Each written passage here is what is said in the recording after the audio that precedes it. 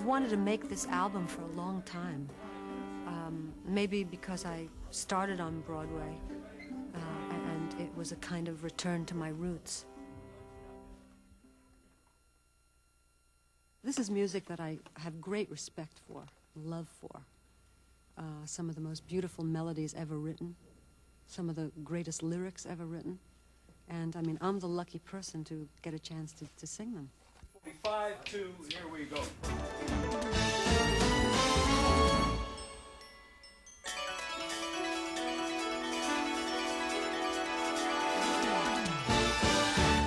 I thought it would be interesting to open the album with dialogue that comments on the age-old struggle between art and business, which is what the song is about in the show. If no one knows what's going to sell. So we might switch those lines, but just try it for now, okay. as written. You have these characters who may not be well known to the audience, but are very well known in the record and movie industry. Came and played with me. Sidney Pollack is a character. Yes, Sidney Pollack, who I got a chance to direct because he directed me. He directed you in The Way We Were, yeah.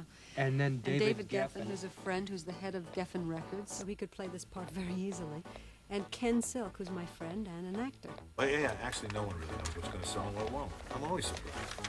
He's always hedging his bet. Privately, at the end, when the guy says, Herbie, what do you really think? He says, listen, I think this could be a big hit, but what do I know? And if you quote me, I'll deny it. It's the last line of the piece. Is this actually going to be done live, the singing and all this stuff? Yes, live. I wanted to do it as if it were a Broadway show, in a sense. And Broadway shows are done live, and they're even recorded live, you know, like Broadway cast albums. There's a certain energy in doing it live, performing it live. And it was great working with Peter Matz again, who did my first few albums. And we even had some of the same musicians that played for me in Funny Girl on the stage 22 years ago. It took about a month of rehearsals with Peter Matz, and then Stephen Sondheim came in and helped us at the end, just to pare down, to figure out how to take putting it together from the show and sort of put it together for a record.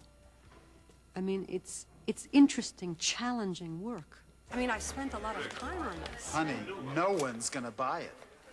It's not commercial nowadays, you know, and you can have... It's no, not... what I'm saying is it would have to go like this. Nobody's going to buy it. Nobody's going to buy it in Middle America. Or you could say, instead of nobody's going to buy it in Middle America City, you might want to say, nobody in Middle America is going to buy it. Reversing lines. So that's going to be the third line. Mine is, it's not just much the fourth line. Am I being, exactly. Is that right? Okay. And you're going like this. Look, sweetheart, honey, it's not commercial. It's just not commercial. Personally, I love it. Nobody's interested in this. It's amazing. This album needs a hit single with a push.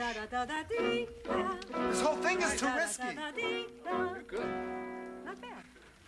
Not bad for a girl. Okay, we're into it.